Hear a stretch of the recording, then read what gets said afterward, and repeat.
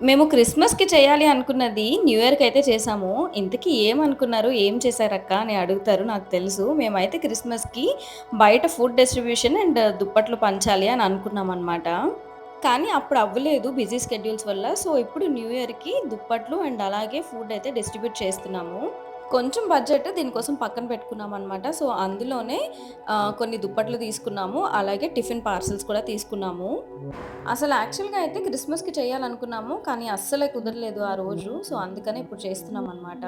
ఒక ఏరియా అంటూ ఏమీ అనుకోలేదు. జస్ట్ నార్మల్‌గా ఎంవీపీ సర్కిల్ దగ్గర నుంచి బీచ్ రోడ్ మీదకొచ్చి డిపో దగ్గర నుంచి స్టార్ట్ చేసి ఆల్మోస్ట్ బీచ్ రోడ్ అంతా కవర్ చేసాము. మాకు సంబంధించేంత వరకు ఫెస్టివల్ అంటే ఓన్లీ మా వరకు మేము ఎంజాయ్ చేసేసేది కాదు. ఒక 10 మందికి సాయం కూడా చేయాలి. ఇది ఎప్పటినుండో అత్తమ్మ వాళ్ళు ఫాలో అవుతున్నదంట. సో, ఈ ఇయర్ ఇలా చేసాము. ఎంత హ్యాపీగా అనిపించిందో మాటల్లో చెప్పలేము. ఇంతకీ మీరెప్పుడైనా ఇలా చేసారా? కామెంట్ బాక్స్‌లో చెప్పేయండి.